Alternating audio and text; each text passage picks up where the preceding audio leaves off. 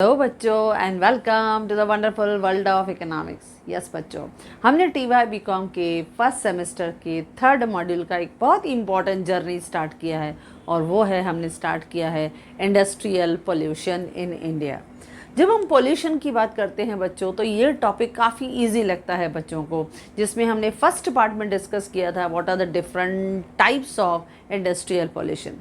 लेकिन आज हम देखेंगे इसी चैप्टर का, इसी जर्नी का एक बहुत इंटरेस्टिंग टॉपिक जो हमारी यूनिवर्सिटी लेवल पे फ्रीक्वेंटली पूछा जाता है कि what are the causes of industrial pollution, और अगर इंडस्ट्रियल पोल्यूशन होता है तो what are effects of environment due to industrial pollution in a very easy way, as you know that simplicity is our main motto. Now बच्चों, जब हम बात करते हैं पोल्यूशन तो हमने देखा ये पोल्यूशन क्यों होता है। क्योंकि पोल्यूशन होता है हार्मफुल सब्सटेंसेस जब हमारे एनवायरनमेंट में ऐड होते हैं एट वेरी फास्टर रेट। हमारा इंडस्ट्रियल ग्रोथ एंड डेवलपमेंट इतना फास्ट हो रहा है, इतने सारे स्मोक एंड फ्यूल्स जो हैं, या हम लोग कहते हैं केमिकल एफ्लुएंट्स जो है, जो हम बाहर डिपॉजिट करते हैं इन वाटर बॉडीज़ में कहीं, या बहुत सारे लैंडफिल्स में बड़े बड़े गार्बेजेस जो है वो हम जो है वो डिस्पोज करते हैं, तो उसकी वजह से soil pollution, air pollution, water pollution ये हमें दिखाई देता है। नॉट ओनली दैट, लेकिन उसके कॉजेज़ क्या हैं, what are the reasons behind that. हमने टाइप्स देखा बच्चों, आज हम देखेंगे कि इसके कॉजेज़ क्या हैं।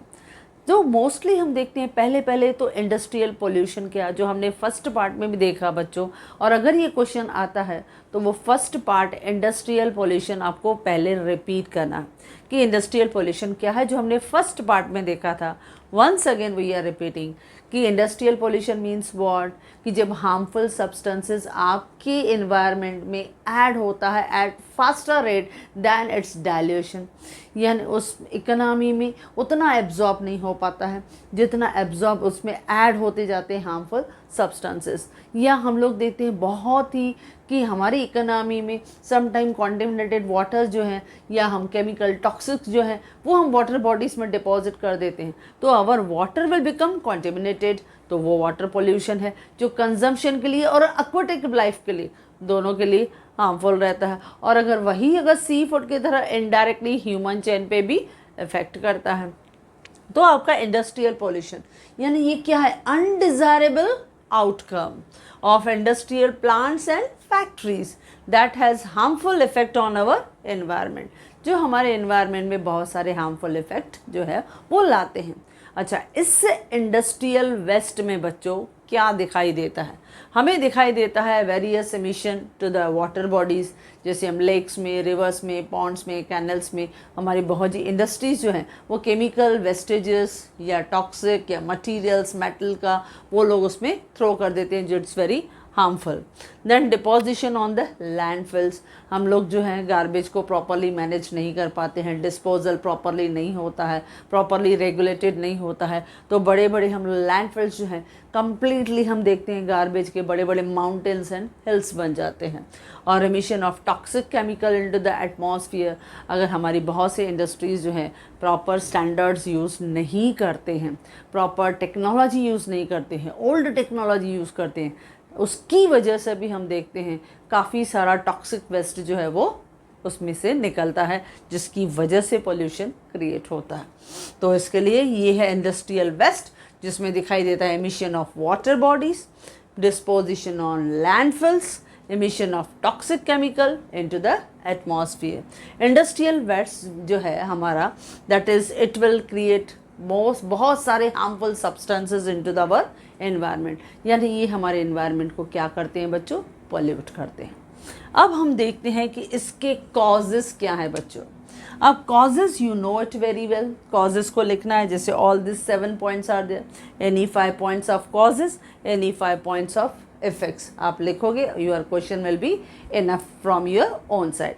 ना जैसे हम पहले कहते हैं अनप्लैन्ड इंडस्ट्रियल ग्रोथ, हमारी इकोनॉमी में हम देखते हैं कि हम अपनी इकोनॉमी को ग्रो और डेवलप करने के लिए इंडस्ट्रीज़ को काफ़ी सपोर्ट करते हैं, बहुत सारे नंबर ऑफ़ इंडस्ट्रीज़ जो हैं उनको फाइनेंशियल असिस्टेंट मिलता है, उनको एफडीआई का असिस्टेंट मिलता है, उनको टेक्नोलॉजिकल असिस्टेंट मिलता है।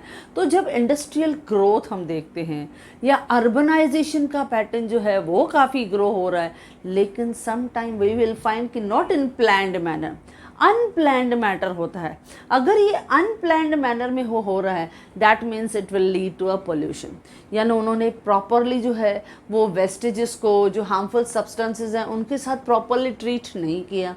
इसके लिए आइदर सॉइल पोल्यूशन और वाटर पोल्यूशन, या अगर उन्होंने हाई हाइट पे चिमनीस अगर उन्होंने कंस्ट्रक्ट नहीं किया होगा तो जो भी उनका स्मोक और फ्यूम रिलीज़ हो रहा है वो सराउंडिंग में हो रहा है। या सम टाइम हमें इतना भी पता है कि इंडस्ट्रियल जोन सेपरेट रहता है, रेसिडेंशियल एरिया सेपरेट रहते हैं। अगर इंडस्ट्रीज़ को आप रेसिडेंशियल के नियर बाय अलाउ करोगे तो पोल्यूशन जो है वो अफेक्ट करेगा रेसिडेंशियल एरियाज़ को। तो इसके लिए some time we observe unplanned आपका इंडस्ट्रियल ग्रोथ, जिसकी वजह से पोल्यूशन काफ़ी होता है। अगर अनप्लैंड है, अनरेगुलेटेड है, तो it will result into, we know that वो पोल्यूशन में हम लोग क्या करते हैं, काफ़ी फेस करते हैं, क्योंकि many industries they are not following the rules and regulation या नॉर्म्स जो हैं जो डिसाइड करता है पीसीबी यानी पोल्यूशन कंट्रोल बोर्ड। बच्चों हमारा थर्ड पार्ट यही बनने वाला है कि कौन से डिफरेंट रूल्स हैं, रेगुलेशन है पोल्यूशन को कंट्रोल करने के लिए। बहुत सारे लॉज हम पढ़ने वाले हैं, लेकिन इन सब लॉज को इंडस्ट्रियलिस्ट फॉलो नहीं करते हैं। अगर वो रूल्स और रेगुलेशंस को फॉलो नहीं करते हैं, मतलब क्या होगा, पोल्यूशन क्रिएट होगा। तो अनप्लैंड इंडस्ट्रियल ग्रोथ, जिसकी वजह से हम देखते हैं इंडस्ट्रियल ग्रोथ उन्होंने अनप्लैंड किया। हमने इंडस्ट्रीज़ के साथ साथ अपने अर्बनाइजेशन को, उसको भी फोकस किया। बहुत सारा कंस्ट्रक्शन हमने किया, लेकिन हमने प्लान्ड नहीं किया। अर्बनाइजेशन भी प्लान नहीं हुआ, इंडस्ट्रीज़ भी प्लान्ड नहीं हुआ, रूल्स रेगुलेशन को हमने नहीं फॉलो किया, तो result in water pollution and air pollution तो दिखाई देगा। नेक्स्ट है यूज़ ऑफ आउटडेटेड टेक्नोलॉजी यानी ओल्ड टेक्निक्स। बहुत सारे प्रोड्यूसर्स, इंडस्ट्रीज़ ऐसे हैं जिनको लगता है if we are following the modern technology तो कॉस्ट बढ़ जाएगी, if we will follow the eco friendly technology तो भी कॉस्ट बढ़ जाएगी, और उस कॉस्ट से बचने के लिए they are using the old techniques. और जब ओल्ड टेक्नोलॉजी यूज़ करते हैं तो उसमें से रिलीज़ होता है बहुत सारा टॉक्सिक का फ्यूम्स या टॉक्सिक वेस्ट। अब इतना सारे हज़ार्डस वेस्टेजेस जो होगा, सब्सटेंसेस जो होगा, उसमें से रिलीज़ होगा तो बच्चों क्या होगा, पोल्यूशन होगा। या कभी कभी ऐसा होता है अगर मशीन पुरानी है तो बहुत आवाज़ करती है, यानी नॉइस पोल्यूशन भी होगा। तो इस तरह से बहुत सारे इंडस्ट्रीज़ हैं, still they will rely on the old technology which create large amount of toxic waste, जिससे टॉक्सिक वेस्ट ज़्यादा होता है। और जब ये इस तरह का स्ट्रेटजी दे विल कंटिन्यू तो आपकी इकोनॉमी में soil pollution, water pollution, air pollution और नॉइस पोल्यूशन भी दिखाई देता है। ये क्यों होता है? Because they wanted to avoid the high cost of production या high expenditure on their technology, वो नहीं करते हैं और वो ओल्ड ट्रेडिशनल टेक्निक्स को फॉलो करते हैं। और अगर मशीनरी ओल्ड है बच्चों तो बहुत सारा टॉक्सिक फ्यूम जो है वो रिलीज़ होगा, या टॉक्सिक वेस्ट मटेरियल जो होगा वो रिलीज़ होगा, और प्लस आवाज़ भी बहुत करेगी, यानी नॉइस पोल्यूशन भी दिखाई देगा। तो आउटडेटेड टेक्नोलॉजी की वजह से भी हमारे सराउंडिंग में वी ऑब्जर्व पोल्यूशन का प्रॉब्लम। ओके बच्चों, थर्ड आता है पुअर इम्प्लीमेंटेशन ऑफ पॉलिसीज़।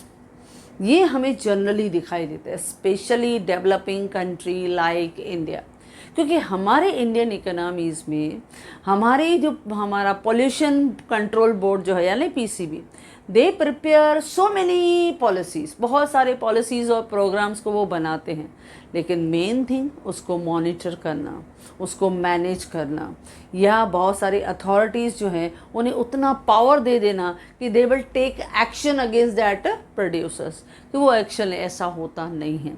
क्योंकि हम लोग इकोनॉमी में क्या देखते हैं, यानी जब इकोनॉमिक ग्रोथ होता है तो बहुत सारे इंडस्ट्रीज़ ऐसे हैं जो बहुत सारे रूल्स एंड रेगुलेशन को क्या करते हैं, ब्रेक कर देते हैं, यानी दे विल बाईपास द लॉ।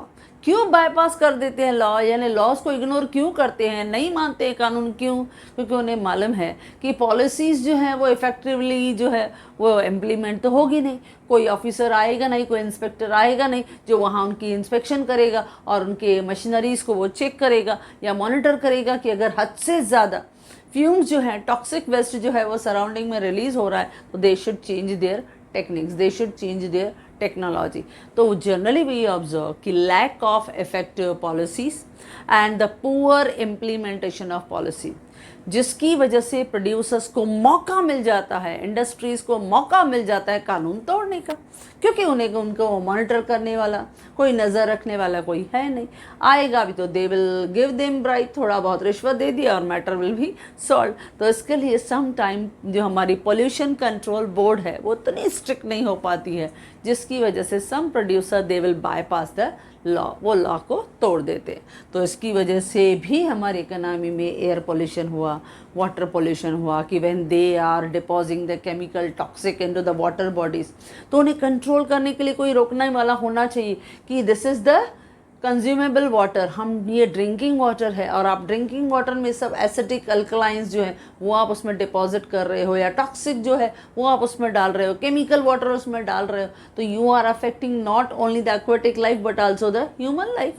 तो उन्हें कंट्रोल करने वाला, उन्हें पनिश करने वाला, उनके ऊपर टैक्स डालने वाला, पेनल्टी डालने वाला कोई होना चाहिए, कोई होता नहीं है। और फिर बस उनकी जो मेन अपना जो उनको चाहिए अपने हिसाब से दे विल गो ऑन। तो that means poor implementation of policies की वजह से भी वी ऑब्जर्व पोल्यूशन का प्रॉब्लम। ओके बच्चों, नेक्स्ट है use of water in the industrial process.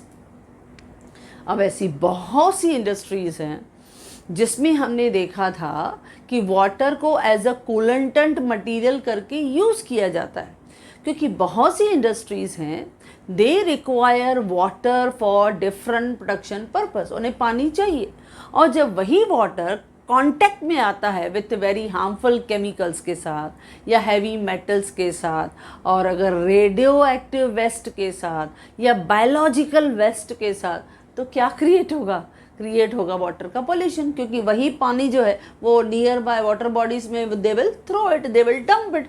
तो बट नेचुरल पूरा केमिकल वेस्ट, पूरा रेडियोलॉजिकल वेस्ट सब उसमें मिक्स हो गया, यानी हार्मफुल जो डिसीजेज हैं वो क्रिएट हो जाएंगी। तो इसके लिए use of water in various industrial process, जिसकी वजह से हमने बच्चों कहा था थर्मल पोल्यूशन दिखाई देता है, क्योंकि बहुत सारी इंडस्ट्रीज़ हैं जिनके प्रोडक्शन प्रोसेस में वाटर को यूज़ किया जाता है, और जब वही वाटर जो है केमिकल्स के साथ, और ख़ास करके हार्मफुल केमिकल्स के साथ, या सपोज़ हैवी मेटल्स हैं उनके साथ, या सम बायोलॉजिकल वेस्ट है उसके साथ मिक्स होता है, और वही सब आपका कॉन्टिमिनेटेड वाटर जो है हम डिपॉजिट करते हैं नियर बाय वाटर बॉडीज़ में, तो but natural it will create a water का पोल्यूशन। नेक्स्ट होता है इनएफिशिएंट वेस्ट डिस्पोजल। अब हमारे इंडिया में हम देखते हैं इकनॉमी तो ग्रो हो रही है, पॉपुलेशन भी ग्रो हो रही है, तो India is generating the industrial waste at large scale. तो हमारे इंडियन इकोनॉमी में इंडस्ट्रियल वेस्ट तो लार्ज स्केल पे प्रोड्यूस हो रहा है, और हमारी इंडियन इकोनॉमी में गवर्नमेंट हमेशा एफर्ट्स करती है कि उस वेस्ट को प्रॉपरली मैनेज करे। तो इसके लिए हमारे इंडियन इकोनॉमी को ये सबसे बड़ा प्रॉब्लम होता है, एक चैलेंज के फेस में आता है कि how we effectively dispose all the industrial waste. किस तरह से हम पूरे इंडस्ट्रियल वेस्ट को ऐसे डिस्पोज करें कि जो रिसाइकल में जाना है उसको रिसाइकल में डाल दें, फिर उसके बाद जो बचा हुआ है वहाँ पे हम उसको बर्न कर देते हैं, और इस तरह से हम कोशिश करते हैं कि वो जो बड़े बड़े लैंडफिल्स हैं वो प्रॉपरली मैनेज हो जाए विथ दैट वेस्ट। और अगर स्पेशली अगर उसमें भी ई वेस्ट है और टॉक्सिक वेस्ट है तो उसको बहुत केयरफुली डील किया जाता है। लेकिन बहुत जगह हम देखते हैं बहुत सारे ई वेस्ट ऐसे हैं, टॉक्सिक वेस्ट ऐसे हैं जो प्रॉपरली जो है वो उसमें मैनेज नहीं हो पाते हैं, डिस्पोज नहीं हो पाते हैं, और वही हमारी इकोनॉमी में फिर क्रिएट करता है सॉइल का पोल्यूशन और वाटर का पोल्यूशन। और जब इस तरह के केमिकल्स उसमें मिक्स होते हैं, जब बड़े बड़े लैंडफिल्स हम देखते हैं जिसमें इतना सारा वेस्टेजेस होता है, और सपोज़ हैवी रेनफॉल आया तो प्रॉब्लम ये होता है कि उसमें से केमिकल्स सीपेज होके एब्जॉर्ब होके पूरे सॉइल में चले जाते हैं, और जो अंडरग्राउंड वाटर है जो हम सम टाइम यूज़ करते हैं फॉर ड्रिंकिंग पर्पस, वो भी आपका कॉन्टिमिनेटेड वाटर हो जाता है। यानी सॉइल तो आपका पोल्यूटेड हुआ ही हुआ, लेकिन जो अंडरग्राउंड वाटर है वो भी हमारा पोल्यूटेड हो जाता है। तो इसके लिए ये भी एक बहुत बड़ा चैलेंज होता है for our Indian economy, our government, how to manage effectively all the disposal of industrial waste. पूरे इंडस्ट्रियल वेस्ट को मैं कैसे मैनेज करूं, वो हमारी गवर्नमेंट के लिए एक बहुत बड़ा चैलेंज होता है। ओके बच्चों, नेक्स्ट होता है रिड्यूसिंग, या हम कहते हैं leaching the resources from natural world. अब आपको मालूम है जब इंडस्ट्रियल प्रोग्रेस होता है, इंडस्ट्रियल ग्रोथ रहता है, तो उस इंडस्ट्रियल ग्रोथ में, प्रोग्रेस में हम क्या करते हैं, कभी कभी हम अपने कुछ रिसोर्सेज को माइंस में से एक्सट्रैक्ट करते हैं, या ऑयल को हम वेल्स में से एक्सट्रैक्ट करते हैं। और जब वो रिसोर्सेस उसमें से निकाले जाते हैं, एक्सट्रैक्ट किए जाते हैं, तो उस समय सॉइल का क्या रहता है, पोल्यूशन क्रिएट होता है। और अगर उसमें से ऑयल स्पिल हुआ वेसल्स में, तो वो भी आपके मरीन लाइफ में क्या क्रिएट करता है, प्रॉब्लम। तो ये भी प्रॉब्लम इंडस्ट्रीज़ में हमें जनरली बच्चों दिखाई देता है, क्योंकि हमारे इंडस्ट्रीज़ को चाहिए large amount of raw material, और वो large amount of raw material कहाँ से हमें मिलता है, फ्रॉम द माइंस। और वो रॉ मटेरियल हम माइंस में क्या करते हैं बच्चों, एक्सट्रैक्ट करते हैं, यानी beneath the earth, below the earth में से निकालते हैं। और जब हम अर्थ में से वो रॉ मटेरियल निकालते हैं, माइंस में से कोयला निकालें, माइंस में से हम सपोज मेटल्स को निकालें, माइंस में से अगर सब ऑयल वेल्स में से हम ऑयल को हम लोग निकालें, तो जब ये रॉ मटेरियल हम माइंस में से एक्सट्रैक्ट करते हैं, तो while extracting all these raw material from the mines, there is some leakages। वहाँ पे कुछ ना कुछ आपका सॉइल जो है वो स्पिल रहता है, जिसकी वजह से आपका सॉइल का पोल्यूशन होता है। या sometime we will feel that oil जो है वो स्पिल होता है, लीक होता है फ्रॉम दैट वेसल्स। जब हम ऑयल वेल्स में से निकालते हैं, तो हमारा जो पूरा मरीन लाइफ है उसके लिए हार्मफुल सिचुएशन क्रिएट हो जाती है। उनके एक्वाटिक लाइफ पे जो है वो इफ़ेक्ट करता है, क्योंकि उसमें केमिकल्स जो है वो मिक्स हो जाते हैं। तो इस तरह से when we are leaching the resources, when we are extracting the resources, when we are reducing the resources from the natural world, it will also create the water का pollution।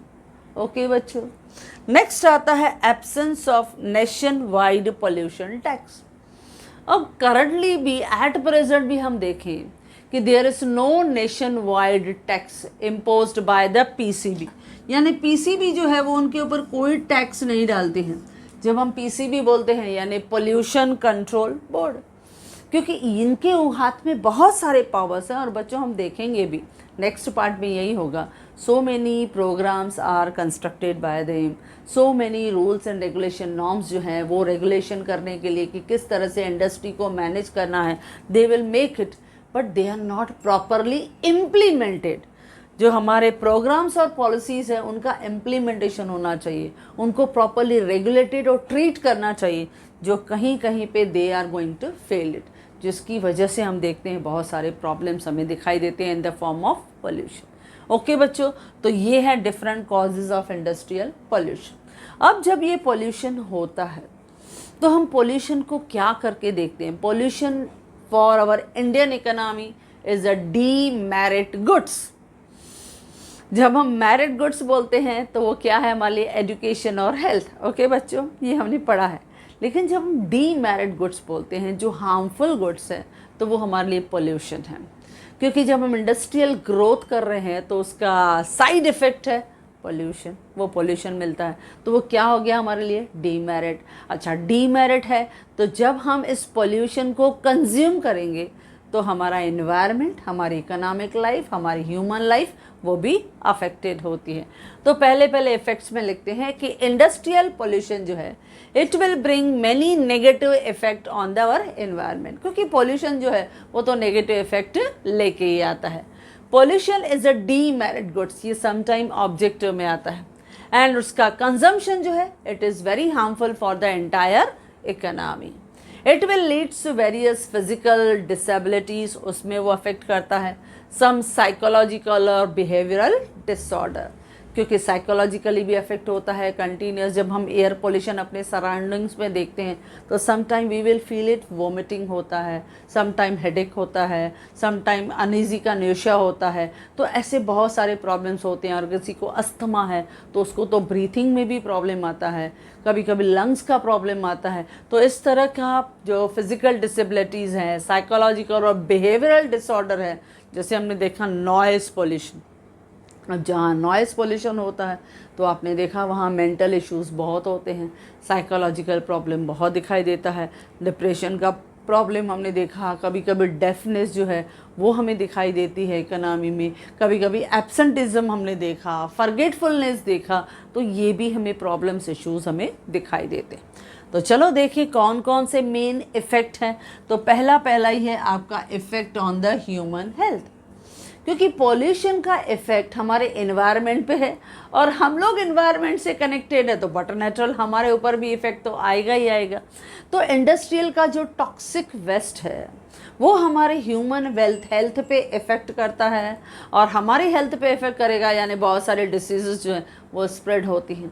अब एयर पोल्यूशन होगा तो हमने कहा asthma वाले जो patients हैं उनको बहुत प्रॉब्लम आता है, या लंग्स की डिसीज़ जो हैं वो बहुत दिखाई देती हैं। आजकल तो हम लोग देखते हैं कि कैंसर की जो डिसीज़ हैं, ब्लड प्रेशर जो है, ये सब फिज़िकल और मेंटल डिफॉर्मिटीज़ जो है ये भी दिखाई देती हैं बिकॉज ऑफ पॉल्यूशन। या जैसे मैंने नॉइस पॉल्यूशन की वजह से कहा कि डेफनेस दिखाई देती है, यानी some time we will find कि डिप्रेशन का प्रॉब्लम आया, डेफनेस का प्रॉब्लम आया, या एब्सेंटीज़ है, या फॉरगेटफुल हम भूल गए, तो ये सब हैवी नॉइस की वजह से होता है। या सम टाइम फटिगनेस, थक जाते हैं, उतनी एनर्जी हम में नहीं होती है, तो it will affect on our human health. Next है दैट इज़ ग्लोबल वार्मिंग। अब बच्चों ये सब आप जानते हो, यू नो इट, क्योंकि आप शुरू से 7th 8th से आप पढ़ते हो। ग्लोबल वार्मिंग का सबसे बड़ा रीज़न है पॉल्यूशन, क्योंकि जब हम ग्लोबल वार्मिंग की बात करते हैं तो वो ग्लोबल वार्मिंग क्यों बढ़ता है, क्योंकि इंडस्ट्रियल पोल्यूशन बढ़ रहा है। जैसे जैसे इंडस्ट्रियल ग्रोथ बढ़ रहा है, इंडस्ट्रियल पोल्यूशन बढ़ रहा है, इंडस्ट्रियल पोल्यूशन बढ़ रहा है तो ग्लोबल वार्मिंग बढ़ रहा है। क्यों भाई? क्योंकि इंडस्ट्रियल ग्रोथ की वजह से जो बहुत सारे ग्रीन हाउस गैसेस हैं, ग्रीन हाउस गैसेस जो रिलीज़ करते हैं हमारी इंडस्ट्री, जिसमें हम कौन कौन सी गैसेस की बात करते हैं, दैट इज़ मीथेन और कार्बन डाइऑक्साइड गैसेस। अब ये मीथेन और कार्बन डाइऑक्साइड गैसेस क्या करती हैं, ये एब्जॉर्ब कर देती हैं थर्मल रेडिएशन फ्रॉम द सन। अब वो थर्मल रेडिएशन फ्रॉम सन को एब्जॉर्ब कर लेंगी तो जो हीट है, टेम्परेचर है, वो बढ़ जाता है ऑन अर्थ, तो हद से ज़्यादा गर्मी फील होती है, ओजोन लेयर पे इफेक्ट आता है। इस फिनोमिनल को हम कहते हैं, इसको हम कहते हैं it is what, global warming. क्योंकि क्या किया कि जो इंडस्ट्रीज़ बहुत सारी ग्रीन हाउस गैसेस, जिसको मैंने कहा मीथेन और कार्बन डाइऑक्साइड गैस, वो रिलीज़ करती हैं, तो वो सन में से आई हुई थर्मल रेडिएशन को वो एब्जॉर्ब कर लेती। इसकी वजह से हीट और टेम्परेचर चारों तरफ ज़्यादा फील होता है, गर्मी बहुत बढ़ने लगती है, और उस गर्मी के बढ़ने की वजह से हमारे जो ग्लेशियर्स हैं वो मेल्ट होना शुरू कर देते हैं। ग्लेशियर्स मेल्ट होना शुरू कर देते हैं तो फ्लड और सुनामीज़ आप देख रहे हो, वाटर बॉडीज़ जो है उनका लेवल बढ़ता जा रहा है, जो रिज़ल्ट हो रहा है आप देख रहे हो। ग्लोबल वार्मिंग का इफ़ेक्ट ही है कि फ्लड और सुनामीज़ आपकी इकोनॉमी में हो रहे हैं। सीज़न जो है वो फ्लक्चुएट हो रहे हैं, एनी टाइम आप देख रहे हो रेन जो है वो अफेक्टेड होती है। ना सिर्फ ये, पर उसके अलावा हम ये भी देखते हैं कि there is extension of some species. कुछ स्पेसीज, कुछ प्राणी, कुछ जातियां गायब हो रही, एक्सटेंड हो रही, यानी गायब हो रही। जैसे अगर हमारे ग्लेशियर्स जो हैं वो पोलार रीजन में अगर ख़त्म होते जाएंगे, मेल्ट होते जाएंगे, ठंडी ख़त्म होती जाएगी, तो जो पोलार बियर्स हैं उनकी क्वांटिटी जो है वो कम होती जा रही है। और प्लस ग्लोबल वार्मिंग के आपने साइड इफ़ेक्ट भी देखे कि फ्लड हो रहा है, सुनामीज़ हो रहे हैं, कहीं कहीं ड्राउट दिखाई दे रहा है। तो ये सब इफ़ेक्ट हैं बिकॉज ऑफ ग्लोबल वार्मिंग। तो ये सबसे बड़ा एक डेंजरस उसका साइड इफ़ेक्ट है। नेक्स्ट है loss of biodiversity and extension. लेकिन और एक और रहता है, यानी ये दोनों साथ में हैं, यानी we will say these are the twin, उसका इफ़ेक्ट ऑफ द पोल्यूशन। पहला रहता है डिप्लेशन ऑफ ग्रीन कवर। पहला हम डिप्लेशन ऑफ ग्रीन कवर देखते हैं बच्चों, क्योंकि ग्रीन कवर यानी जब इंडस्ट्रियल ग्रोथ होता है तो हमने देखा था इंडस्ट्रियल ग्रोथ के लिए बहुत जगह हम लोग ग्रीन लेयर फॉरेस्ट को कट कर देते हैं, यानी डिफॉरेस्टेशन होता है। अब डिफॉरेस्टेशन, आपने जंगलों को, आपने पेड़ों को काटा क्योंकि आपको इंडस्ट्रियल ग्रोथ करना था, आपको इंफ्रास्ट्रक्चर जो था वो डेवलप करना था, इसके लिए आपने जंगलों को काट दिया।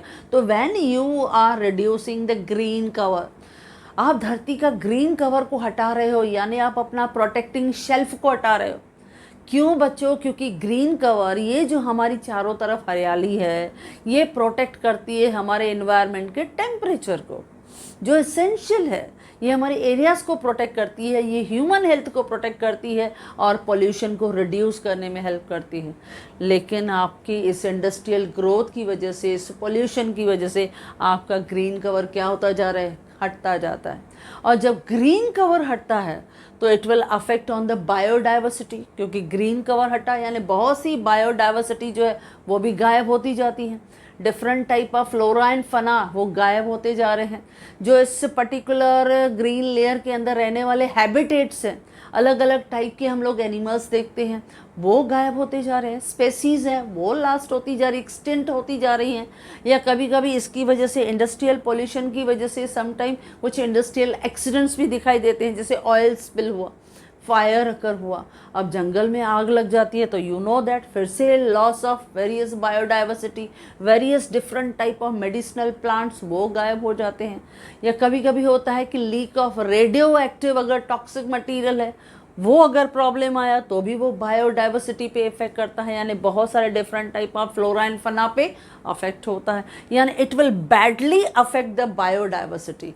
और बहुत सारी ऐसी हम लोग देखते हैं कि इफ़ेक्ट होता है कि ना सिर्फ बायोडाइवर्सिटी में, लेकिन बहुत सारी स्पेसीज़ भी ऐसी हैं जो एक्सटेंट होने लगती हैं, गायब होने लगती हैं, यानी एनवायरनमेंट में बैडली इफ़ेक्ट होता है। यानी मैंने पहले ही कहा कि उसका इफ़ेक्ट क्या है बच्चों? नेगेटिव इफ़ेक्ट है, क्योंकि पॉल्यूशन हमारे एनवायरनमेंट को बैडली अफेक्ट करता है, नेगेटिवली अफेक्ट करता है। इसके लिए हम देखते हैं कि बायोडाइवर्सिटी पे इफ़ेक्ट होता है और बहुत सारे डिफरेंट टाइप ऑफ जो हम प्लांट्स देखते हैं, यूज़फुल प्लांट्स देखते हैं, ट्रीज़ देखते हैं, वो एक्सटेंट होने लगते हैं। और ना सिर्फ ये, क्योंकि हम देखते हैं कि ये जो ग्रीन लेयर है वो क्या है? बहुत सारे वाइल्ड लाइफ के लिए क्या है? एक शेल्टर। अब यही नहीं रहेगा तो वो लोगों के लिए फिर कौन सा शेल्टर रहेगा? वो भी धीरे धीरे क्या होने लगेंगे? हमारी इकोनॉमी से एक्सटेंड होने लगेंगे, यानी गायब होने लगेंगे। तो ये भी हमारे लिए एनवायरनमेंट के लिए एक डैमेज है, हमारा सबसे बड़ा लॉस है। नेक्स्ट है लो एग्रीकल्चरल प्रोडक्टिविटी। अब ये दोनों इफेक्ट भी जो है वो पैरेलल चलते हैं। हमारी एग्रीकल्चर प्रोडक्टिविटी भी कम और हमारी लेबर प्रोडक्टिविटी भी कम, दोनों साइमल्टेनियसली हम बच्चों इफेक्ट देखेंगे। अब हम देखते हैं कि एग्रीकल्चर प्रोडक्टिविटी कम, ऐसा क्यों? क्योंकि जब हद से ज़्यादा हम इकोनॉमी में देखते हैं कि सॉइल का पोल्यूशन हो रहा है, या हम वाटर का पोल्यूशन देख रहे हैं, एयर का पोल्यूशन देख रहे हैं, तो उस पोल्यूशन की वजह से जो एग्रीकल्चर प्रोडक्टिविटी है वो रिड्यूस होने लगती है। जो सॉइल है या जो ग्राउंड वाटर है वो कॉन्टिमिनेटेड हो गया। क्यों? Due to heavy dumping of the toxic material. आपने टॉक्सिक मटीरियल को डंपिंग किया तो वो पूरा जो सॉइल था वो क्या हो गया? टॉक्सिक हो गया।